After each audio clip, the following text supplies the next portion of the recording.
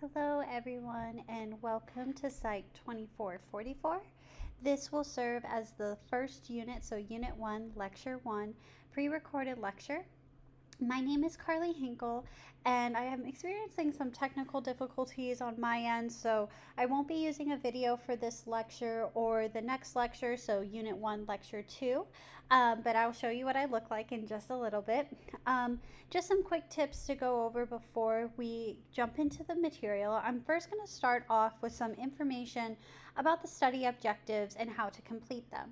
So first, I'm going to tell you that at each of the end of each objective, there is an indicated parentheses with the page number and the paragraph number of the text where the answer can be found, or where relevant, the slide number where the information can be found to answer the study objective.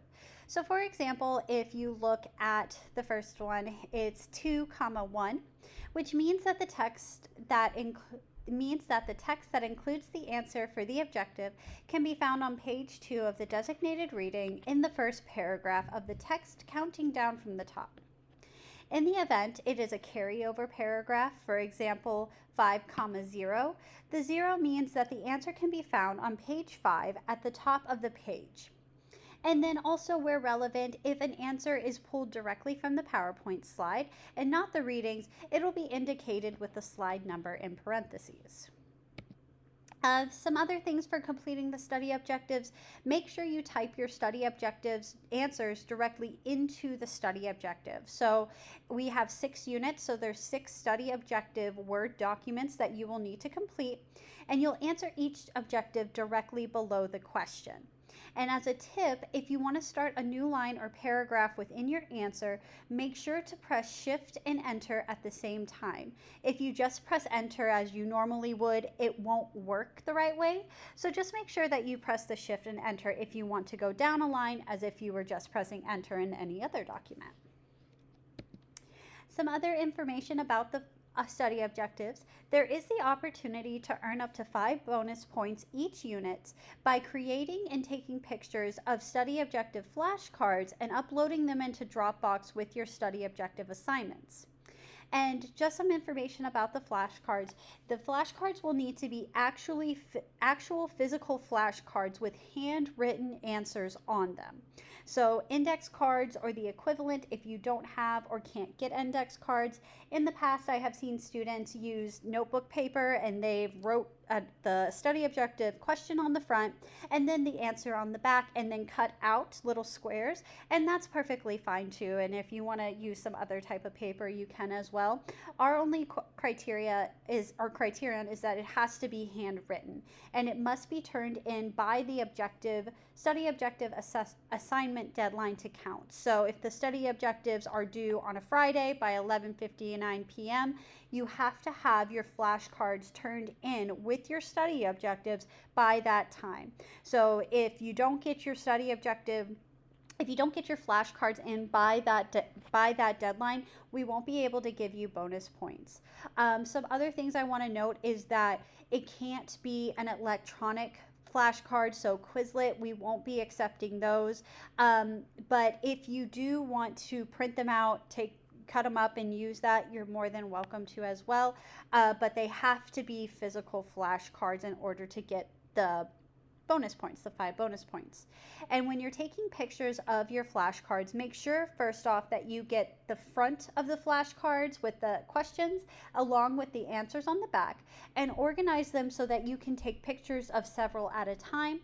So try to fit them all into no more than 5 pictures, and I must be able to count them. And in the past, I have had students write, for example, at the top it says study objective 1, study objective 2, or they'll put like a 1 dot and then write out the question, because in order to get the bonus points, you have to have 1 flashcard per study objective where relevant. Some of the study objectives you'll see it's a not for exam or an NEF, or it requires you to complete a PDF file. If that's the case, you don't have to make a study objective flashcard for that specific study objective, but you need to have at least 1 flashcard per study objective.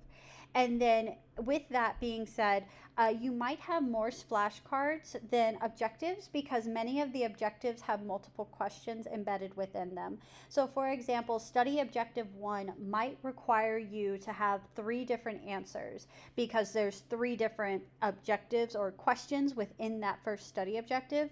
And if you can fit it all into one flashcard, more power to you. But if you also want to break them apart, that's what I personally like to do.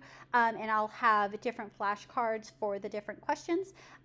Once again, as long as you have all of the study objectives on the flashcards, you should be all set. But if you do have any questions about the flashcards or extra credit, please feel free to reach out to me or Juan if you are in the asynchronous course. And just to kind of go over the pre-recorded lectures of who is who, I wanted to note that this course is a part of a larger class system. So my name is Carly Hinkle, and I am the middle picture on this slide, and I am teaching the in-person section of Psych 2444. My colleague Juan Lopez is teaching the asynchronous version of Psych 2444 online. And then Dr. McGee is the faculty supervisor for this course, and she has recorded the PAT simulated consulting assignments throughout the units. And so you will be seeing or hearing one of us during these three lectures. Juan and I have broken them up, so you'll be hearing and seeing me for the units 1, 3, and 5 lectures, and then you'll be hearing and seeing 1 and 2, 4, and 6. But if you do have questions and you're in my section of the in-person, please reach out directly to me. Don't reach out to Juan. And if you're in the asynchronous version of the course, please reach out to Juan versus reaching out to me. All right, so now that that is all set and squared away, let's hop into our first unit lecture. So intro into OBM, or Organizational Behavior Management, and pinpointing. So first we're going to talk about what OBM is within the broader scheme of things, and then also the performance improvement process. And we wanted to start with a quote from Andrew Carnegie. So, take away my people, but leave my factories, and soon grass will grow on the factory floors. Take away my factories, but leave my people, and soon we will have a new and better factory.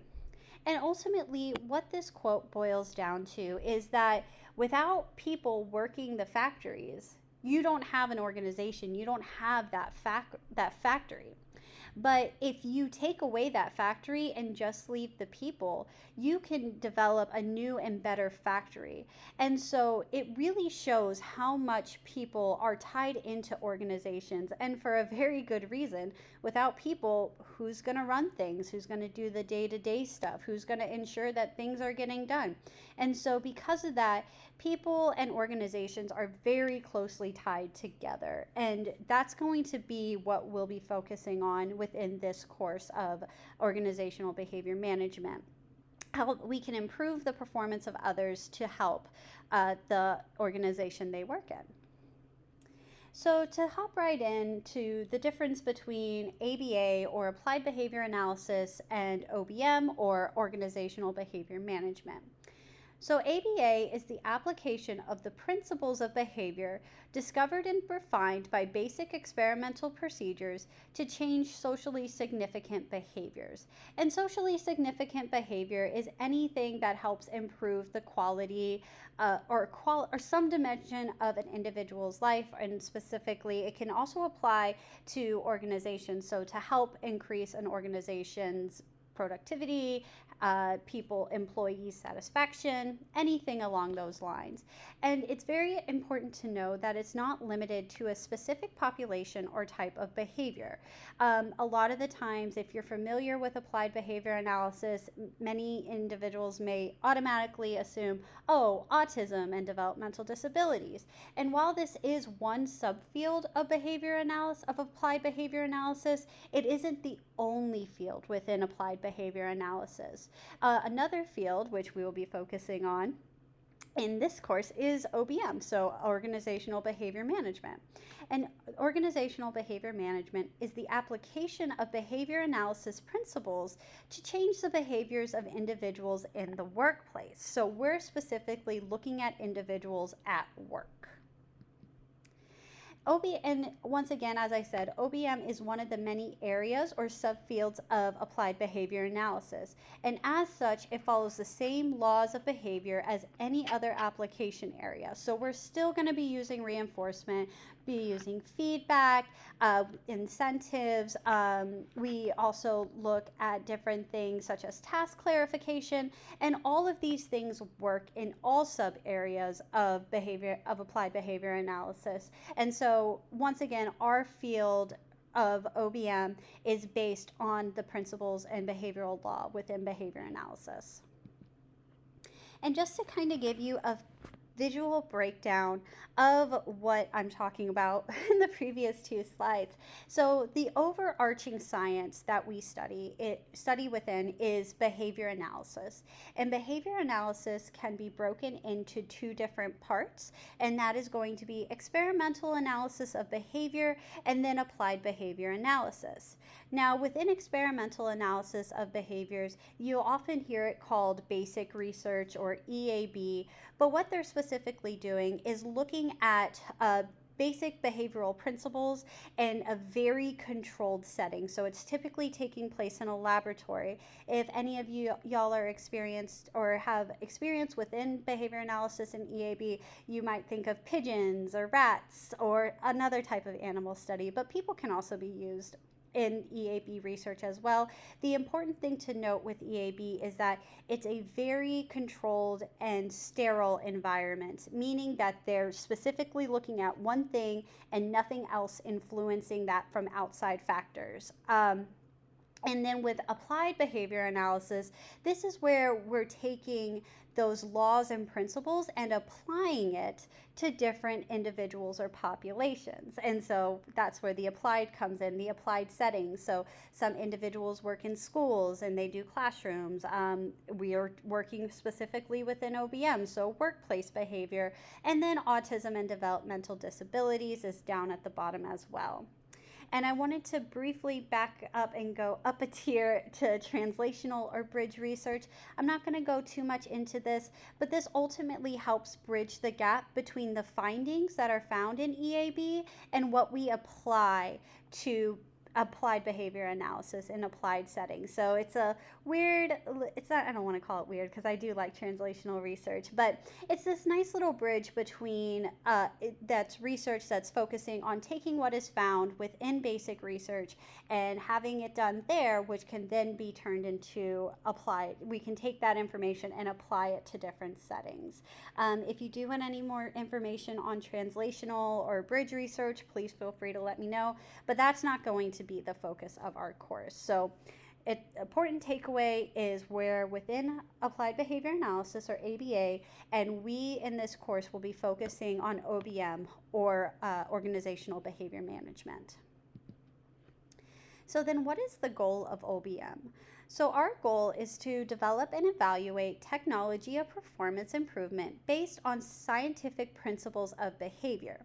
And we do this so that employees will be more productive and happy, and also so that our organizations will be more effective and efficient in achieving their goals. Once again, tying it back to the quote at the very start of the lecture, without people, organizations can't run. And so because of that, we need to make sure employees are productive and happy to help organizations reach those goals effectively and efficiently. All right, so the next stuff I'm going to talk about is not for the exam, and just as a note in future lectures and also within your study objective assignments, if you ever see an NFE or not for exam, it just means that it won't be covered in the exam, and so you don't have to worry about learning this material when studying for the exams, but these are just some golden nuggets that are fun. And so the reason why OBM is such an important field is because it can have a positive impact on the lives of other people. Once again, within behavior analysis, we're looking for changing behaviors that are socially significant. And when you think about people who work, people spend the majority more times at their jobs than they do in any other activity in their life. And if you think about it, so people typically, full-time workers will work 40 hours a week, and some work even more than that. And so they're spending about 8 plus hours at work. And then the only other exception to this might possibly be sleeping, because you're recommended to get 8 to 10 hours of sleep. But people spend a lot of their time at work, and people who are happy with and productive at their jobs will lead more fulfilling lives than people who are unhappy with their jobs. So if you're familiar with the term of burnout, or individuals who feel like they're giving it their all within organizations and they're underappreciated, that they're probably not going to be very happy when they go home from that job. And so if we can ensure that people are happy and productive at their jobs, it may lead them to have more happier lives outside of their jobs compared to somebody who's burnt out or feels overworked.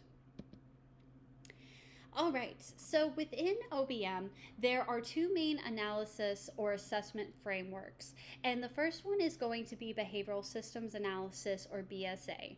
And BSA involves analyzing and improving the performance of individuals or groups within the organization, as well as organizational factors across multiple individuals or groups. So when you're thinking of BSA, think big picture organization. So if you're looking at the organization just at face value, organizations have customers, they have competitors, but then they also have to take into consideration the economy. What is the environment looking like outside of the organization that could be affecting it? Other things within behavioral systems analysis that you'll look at are various processes. So if there's a way companies order things specifically, what does that look like? So what's the interaction between departments within the organization, and then what does that look like outside of the organization? Who are their customers externally? Who are their suppliers? All of those things are coming together. And then also behavioral systems analysis includes looking at the performance of individuals or groups within the organization. So specific departments, how do they run? How does things work across departments? How do they interact with each other? And then the second type of analysis is going to be performance management, or PM, which involves analyzing and improving the performance of individuals or groups within the organization. Now, if you look closely at these two, you'll notice that it's the same exact wording and phrasing as within BSA. And there's a reason for that. And that's because the scope of BSA includes analyzing and improving the performance of individuals and groups within the organization, which is performance management. So because of that, we would consider performance management to be a part of BSA. In other words, BSA, or Behavioral Systems Analysis, includes performance management, but performance management doesn't include BSA. And so, all in all, if you're going to be doing a behavioral systems analysis, you're going to be doing performance management within that. However, if you're just doing performance management, you're not going to be doing a full behavioral systems analysis. And to kind of break this down visually, or give you a visual representation of what all of that information was prior, here is how the pieces could all fit. This is how all the pieces fit together. So when we think behavior analysis, think big umbrella. This is our science. This is what everything is based off of, behavior analysis. And then under behavior analysis, we have applied behavior analysis. Remember, applied behavior analysis is not synonymous with autism or OBM. All it is the applied study of behavioral principles to various different people, but it's not exclusive to one type of behavior or population. And then within behavior analysis, we have OBM, which is what we'll be studying, so organizational behavior management. And within behavior management, there's two main types of assessments. The first one is going to be behavioral systems analysis, which looks at the organization as a whole. So remember, it's organizational factors, it's processes, and it's individual people and groups working either individually or together. And then the last one is going to be performance management. So if you remember the last slide, if you're going to be doing a behavioral systems analysis, you automatically automatically are doing performance management, but if you're doing performance management, you're not necessarily doing BSA. So that is how all the pieces fit together. All right, so now we're going to hop into our first chapter, which is Daniels and Bailey, chapter 4, so our first reading. And we're really going to start at the very beginning of what is human behavior. And you might have come across many different definitions of what behavior is. I know I can think of 3 off the top of my head, and I'm not going to list them. But for the purposes of our course, human behavior is any observable and measurable activity of a person.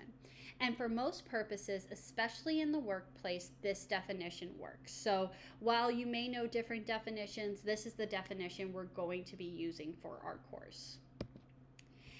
And so with that, thinking about what is behavior, what's not behavior. And a classic test that you may be familiar with is the dead man's test. And that is, if a dead man can do it, it's not behavior. And so just to give y'all some practice with the dead man's test, I'm going to be going over a few examples and then explaining why or why not it's behavior. And so the first behavior we're going to be looking at is wearing a hard hat. So the first question is really thinking, can a dead man wear a hard hat? Can they be wearing a hard hat? Well, pretty much, yeah. A dead man can be wearing a hard hat. If somebody were to go up to them and put a hard hat on them, they're technically wearing a hard hat. And so because of that, it's not behavior. Wearing a hard hat is not behavior. Now, if we think about how can we make this behavior, we could say putting on a hard hat. And can a dead man actually put on a hard hat? Not without any help anyways. So because of that, wearing a hard hat, as it is stated, is not a behavior, but if we changed it, we could make it a behavior. What about being at work? So once again, could a dead man be at work? Well, I mean, if you want to think about it, sure, they can be at work. They can be sitting at a desk or what have you. They could be at work. And so because of that, there's no behavior there. A dead man can be at work. Once again, you can think about ways to change this to make it a behavior. So driving to work. Could a dead man drive to work? I would really hope not overall. But once again, being at work, not behavior. A dead man can't do it. What about putting on a safety harness? Well, can a dead man put on a safety harness? I don't think so, and I don't know if I'd want to see it. If I started seeing it, there's probably a zombie apocalypse happening, so I don't want to think about that. But yeah, this would be considered a behavior because a dead man could not put on a safety harness themselves unless they are reanimated in a zombie. What about typing a report? Once again, similar to putting on a safety harness, I don't think a dead man can type a report. So this would definitely be behavior. The next one is going to be sitting at your desk. So could a dead man be sitting at their desk? Yeah, they really could be. They could be sitting at their desk. So that wouldn't be considered behavior because a dead man could do it. Now, if we changed it to sitting down at a desk, could a dead man sit down by themselves? Not really. They would actually need to engage in the behavior of sitting down. So something I also want to kind of iterate is you can see how you can take something that's not a behavior and you can easily change it to be a behavior. And then the last one is making a sandwich. And similar to the third or the fourth point of typing a report, a dead man couldn't make a sandwich, at least not by themselves. So because of that, making a sandwich would be considered a behavior. So moving on to what is a performance. So a performance consists of a situation one or more behaviors, tasks, and results which are combined to produce a specific accomplishment. And so, to provide an example of this, the authors use the example of a golf performance. So, with golfers' performance, it includes the situation in which the behavior, golfing, will take place, and it's typically going to be the golf course, the other players that are involved, rules, weather, some they give you the wind conditions, I know, which is a big thing in golf. So those are all situations that go into the performance of golfing. The next thing that we're going to look at is the behaviors. And if there are any golfers out there, you can probably think of many behaviors that are involved with golfing. So how you're gripping the club. I know there's a certain way you have to interlock your fingers and hold your hands. What is the proper stance? There's a different way versus like driving something down the range, if I'm using the terms incorrectly. You can talk to me in class or send me an email, perfectly fine with that. But also with how you're putting, there's a proper stance for that, how you're swinging the club. All of those are behaviors that go into the golfer's performance. And the last thing is going to be the results. So combined to define accomplishments. And ultimately, the result of golfing is the number of strokes required to put the ball in the hole. And I know with golfing, there's typically pars associated with each hole. So you might have a par 3, a par 4. And if it's a par 3 and you have to swing 4 times, then you have a bogey. And if you are under par, you might have a birdie or what have you. So the results are the number of strokes required to put the ball in the hole. So now we're going to be looking at the relationship between behavior and results. And something that's very important to note is that in order to change results that you want, you have to change behavior. You can't just say, oh, I'm gonna hop into this a little bit later, but with golfer behavior, if the result is to change your score, you have to change your golfing behaviors, such as your swing, your putting, your stance. You can't just magically expect the results to change if you don't change the behaviors that contribute to those results. However, it's really important to note that not all behaviors are equal when it comes to changing the results. And so some examples to think about when it relates to work behavior, when we're thinking about behaviors, if the behavior we want to change is punching in for work on time, what result are we hoping to change with that? Let's use the example of increasing the assembly of widgets. So we're going to look at punching in for work on time. Well, while punching in for work on time is desirable, what are they doing after they punch in? Are they going straight to work? Or do they go to their position on the assembly line, or do they go to their desk, immediately start working? Or do they clock in, go down to the employee lobby, get a cup of coffee, chat with a few friends? What are they doing during that time? So because of that, even though we want to increase the number of widgets that we make or reports filed, punching in on time doesn't really have an effect. It's what are they doing after that? So once they punch in, are they going directly to work, or are they moseying around the office? So that's really important to note, because you may want to focus on what they're doing after they punch in rather than getting them to punch in on time. The next one is staying at your workstation all day. Very similar to punching into work all time. I could be sitting at my workstation for hours, my 9 to 5, and I could be playing on my phone the whole time. I could be on the computer on Facebook or Twitter or Reddit looking up different things. I could be looking up news stories. I could be doing anything while sitting at my workstation all day. So a better way to increase the results may be determining how long they should be spending on reports. Maybe there's a quota they need to fill by the end of the day. If you are on an assembly line, how many widgets per hour should you be developing or putting together? Those might be better behaviors to look at when looking at business results. And then staying at work until quitting time. Once again, I could be at work all day, not have done a thing. That's not going to help the results of the organization, or at least things that they're interested in. So then, continuing on what behavior is not. So there are 4 things that we're going to talk about of what behaviors are not. And the first one is going to be generalities. So generalities includes professionalism, creativity, being proactive. And my question would be is, what does professionalism look like? What if I say, oh, that's very professional, that looks really nice? Would you know what I'm talking about? Probably not. And that's most likely because it doesn't describe what somebody is doing. It's just a generality. It's not specific to what the behavior is that you're talking about. If I see that somebody is turning in their work on time, for example, I might consider that professional.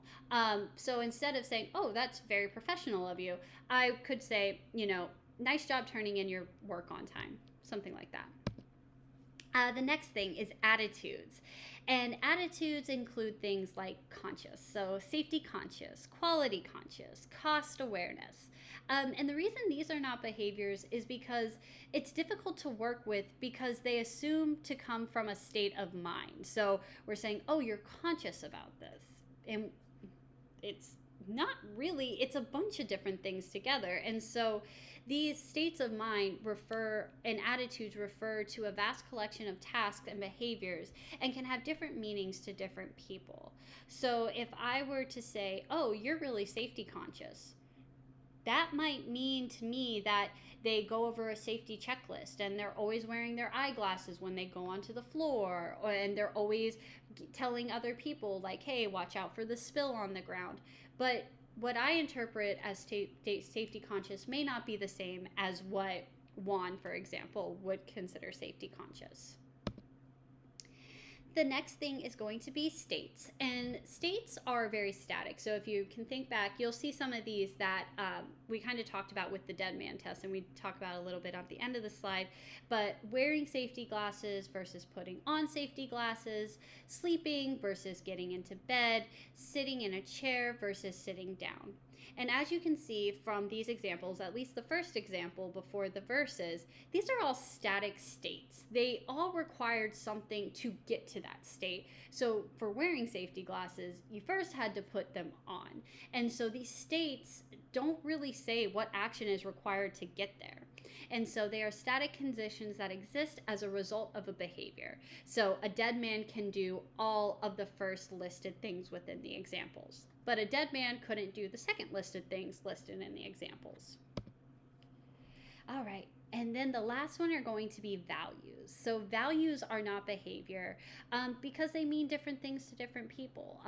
The examples given are honesty, teamwork, loyalty, and really with these with values, they're a group of behaviors similar to attitudes, but they're defined by the impact on the observer. And what that specifically means is when I think of honesty and what I would label as an honest worker are different things than what it might mean to you or to your neighbor or to your manager. So because of that, it's all about how when we watch that individual and those behaviors that they engage in, we would label it as honest. We would label that. But what I might label as honest, somebody else might label as being deceiving or what have you. So because of that, it's not, number one, it's not listing the behavior specifically, and two, it's the observers, the way that they interpret those behaviors they're seeing.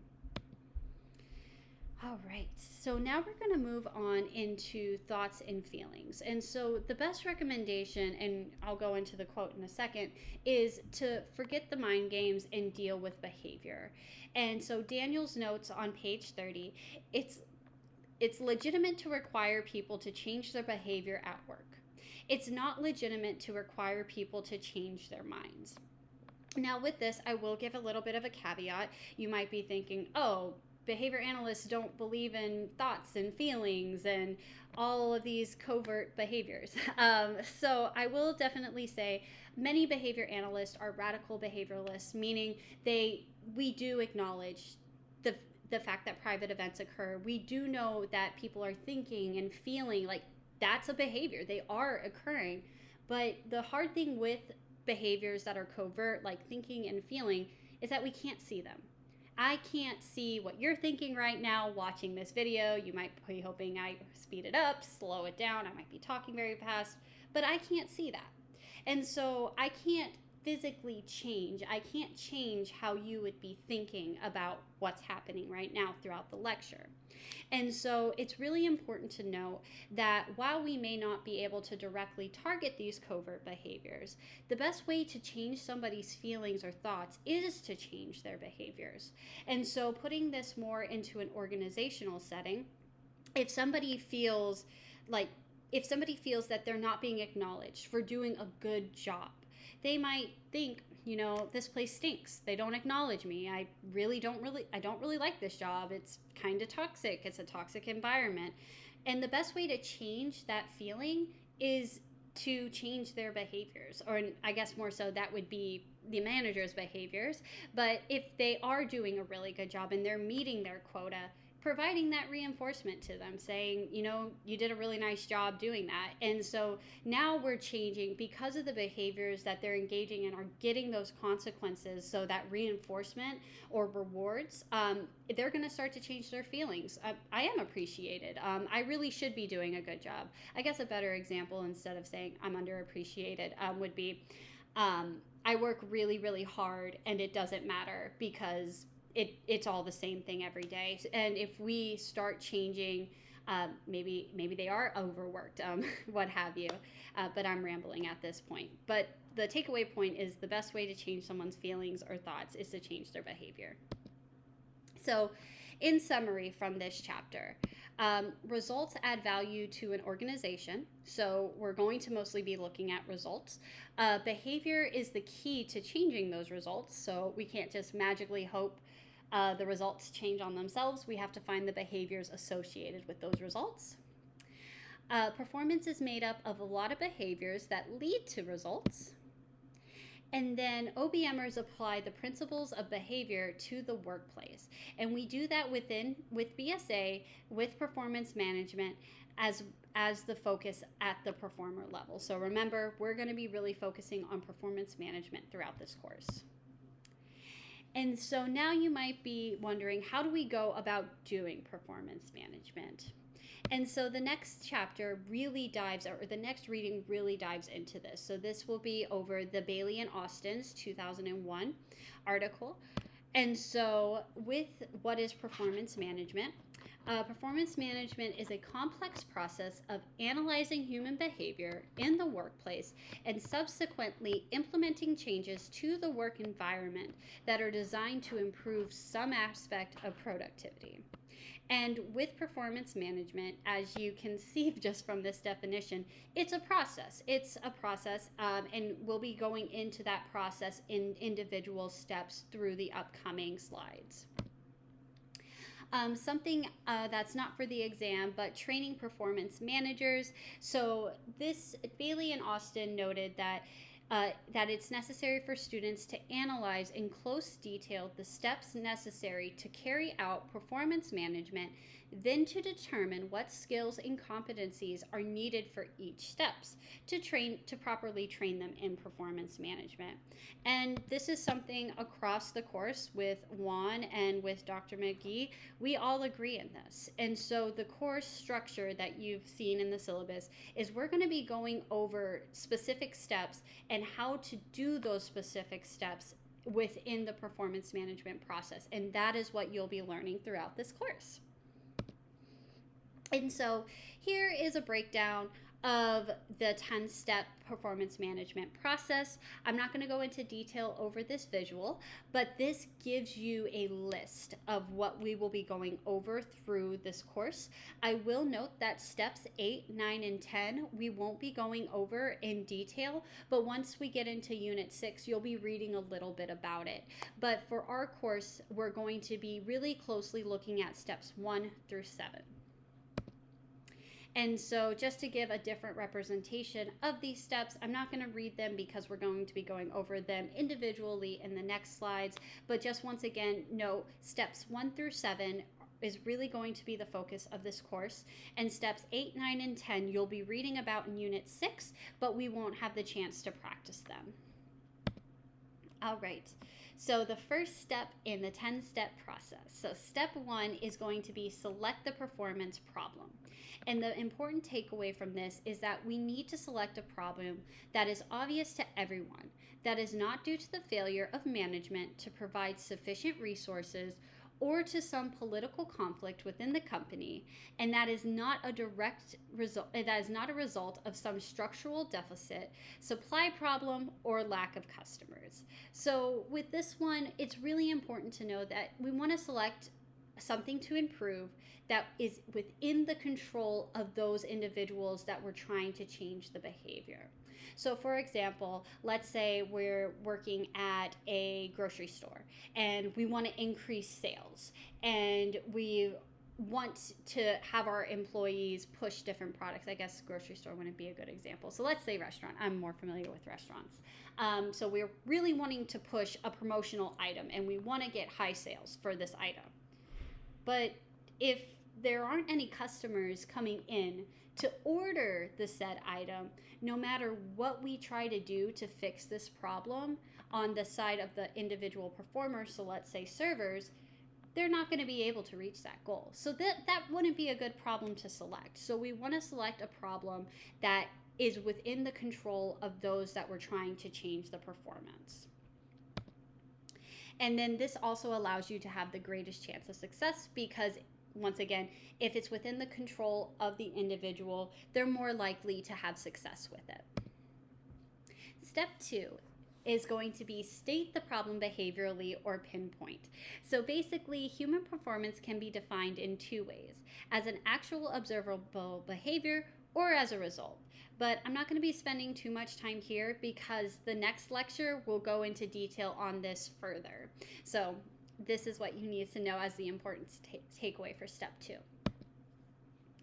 All right, so next, step 3, measure the pinpointed problem.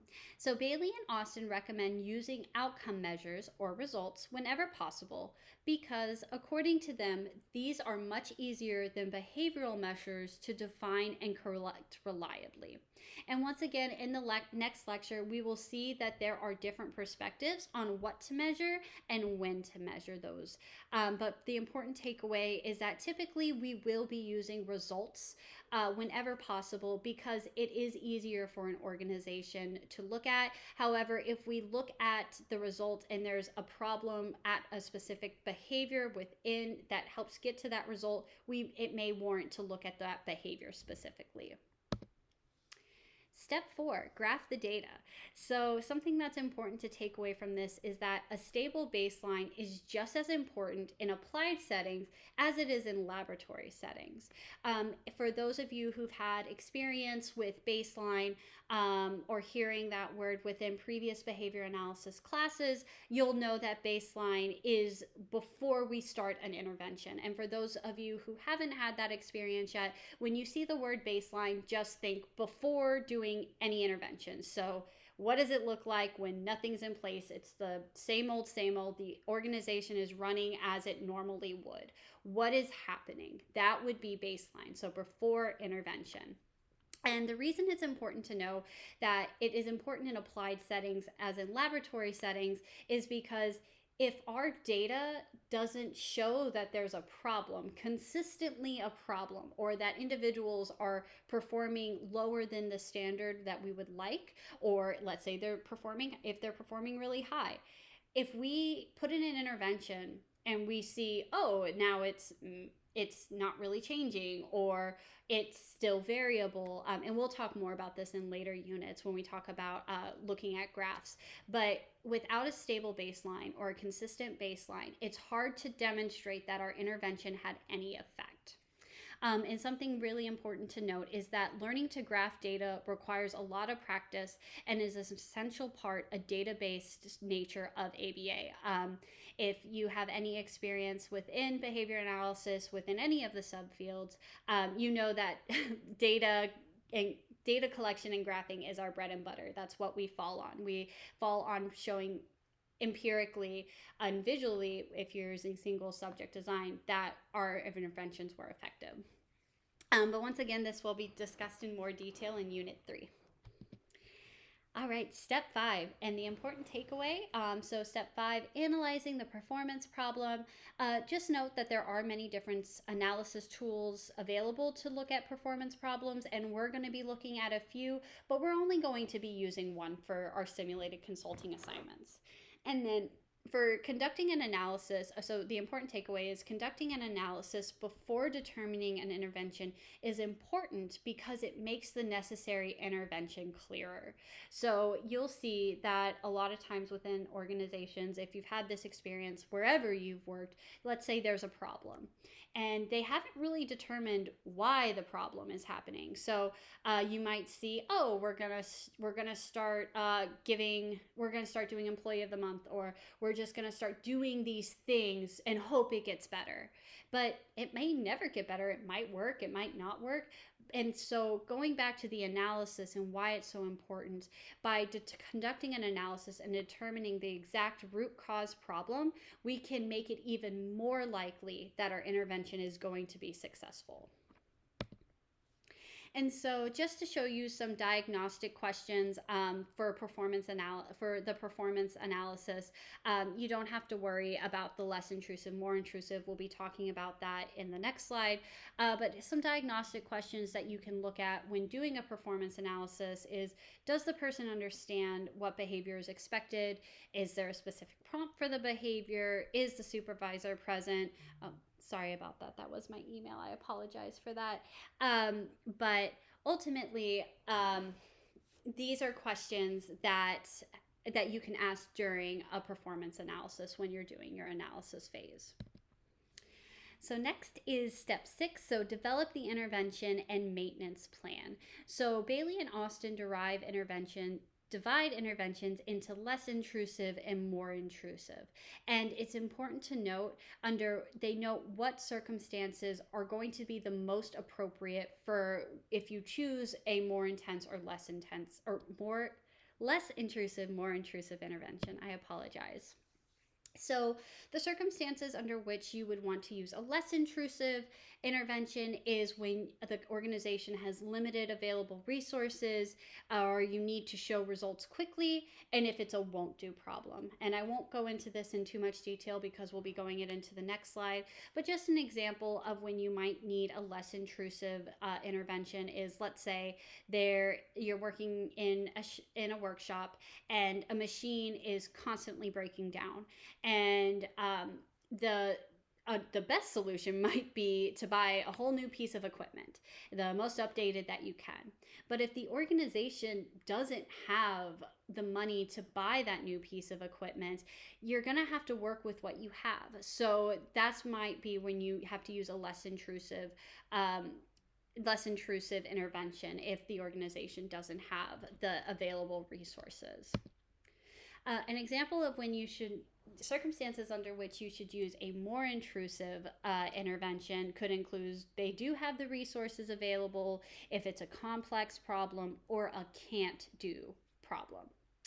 And so just to kind of jump in of what is a can't do versus a won't do, when we're thinking about can't do's, we need to ask the question of, could you do it if your life depended on it? So for example, I'm going to use an example for myself. So I used to work in a restaurant, and whenever it was in a rush, I worked in to go. I was the bagger.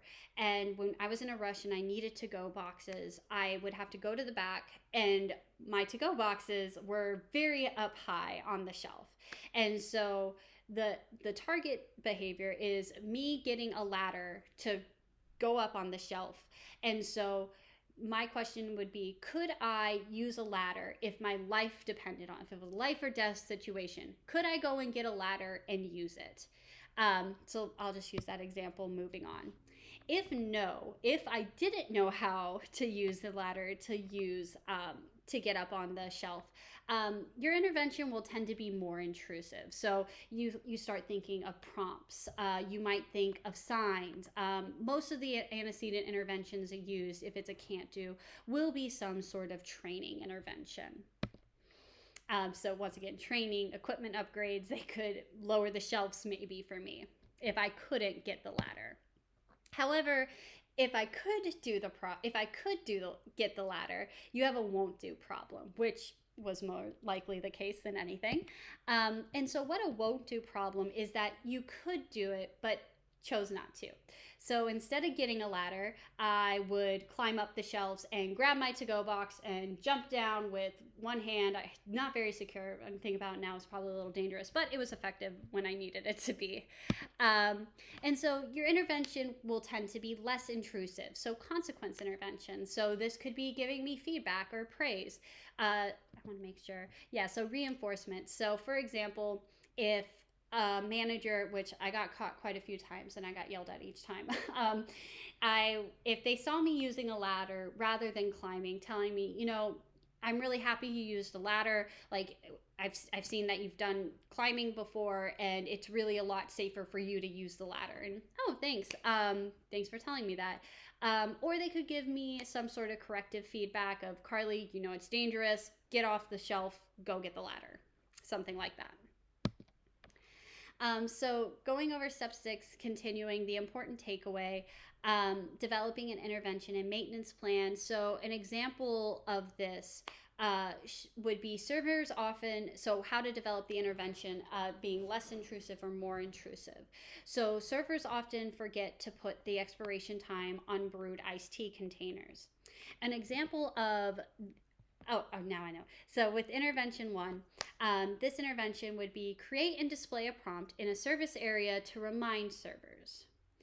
And so looking at this, would this be a more intrusive intervention, a less intrusive intervention? And while you're looking at that, I'll pop up the second one. The second intervention could possibly be create and administer a training for how to put expiration time on brewed iced tea and containers.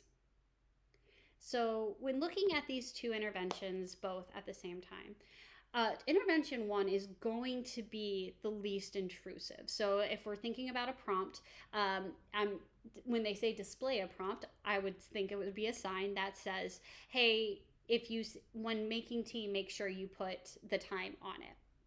That's a very pretty less intrusive intervention. It really doesn't require much from anybody, and there's a sign there telling everybody what to do.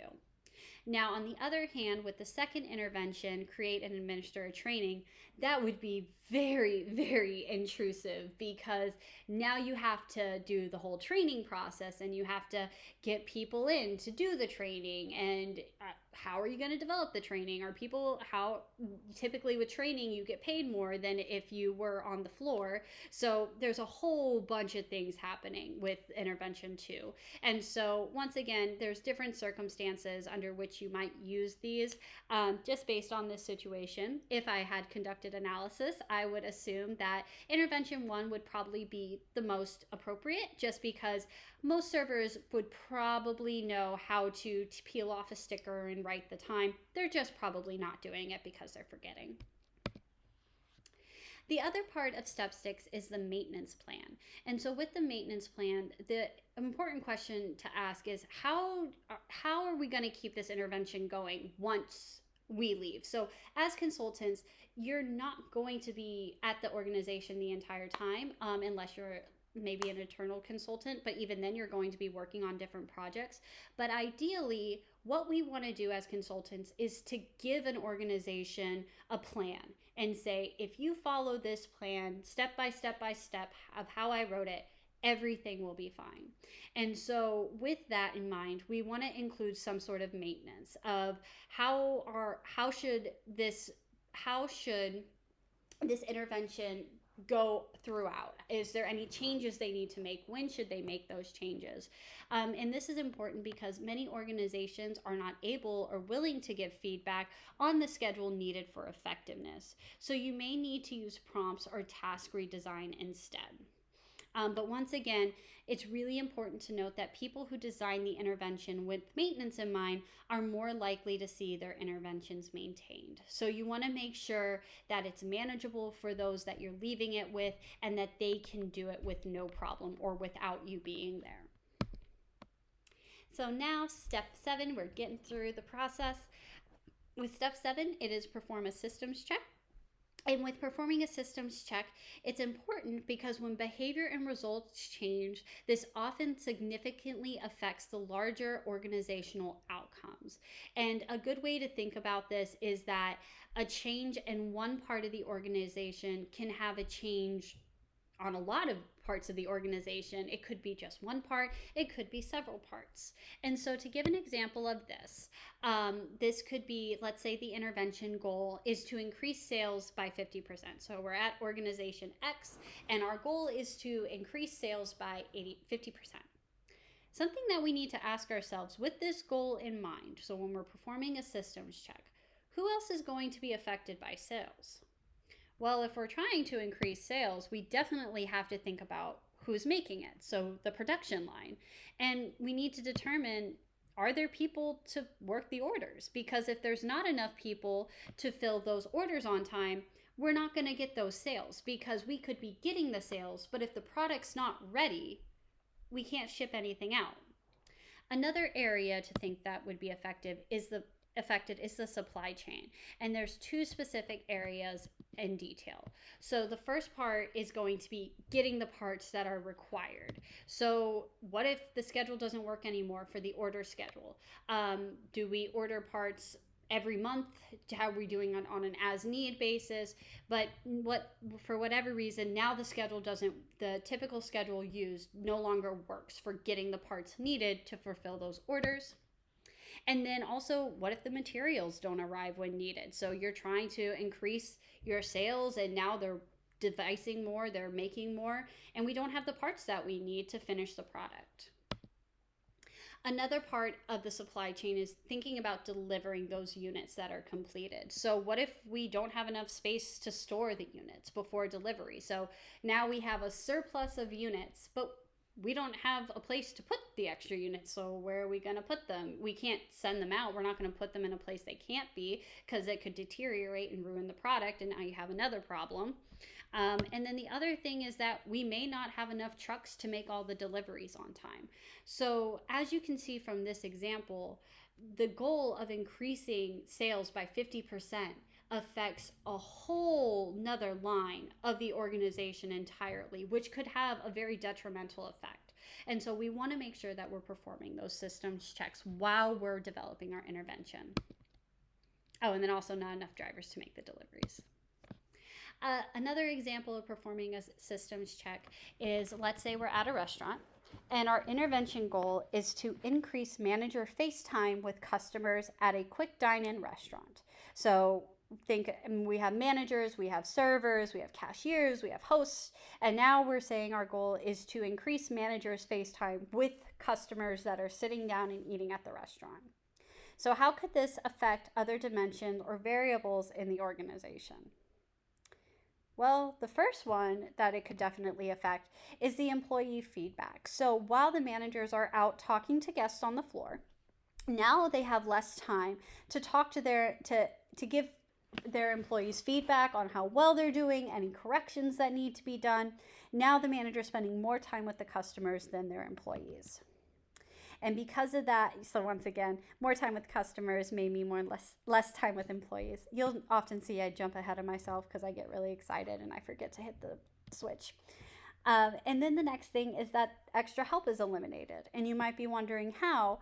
Well, a manager is not only supposed to be providing feedback to employees, but they may be help in the struggling or short-staffed areas, which could result in longer food waits or cash out lines. So if in the times that I've worked in a restaurant, let's say in the kitchen, things were backed up. The kitchen manager who was expoing, would go behind the line to help with the cooks that were short staffed. So then the front of house manager, who also had experience in the kitchen, would come in and expo and pull out the food. And so you're helping in various ways. But if you are spending more time with a customer instead, you're not getting that extra support you need. And then also the last thing would be that table turn over time's increase. And you might be wondering, well, how is that possible? Well, now that the managers are talking to tables, they might be more likely to stay and have a conversation with the manager. And so this could result in decreasing the turnover time of tables, which could result in decreasing profits. All right. So with step 8, we're almost through. We have the implementation plan, and there are several factors of consideration when implementing a performance management plan. So preparation. So what do you have to do to prepare to implement this plan?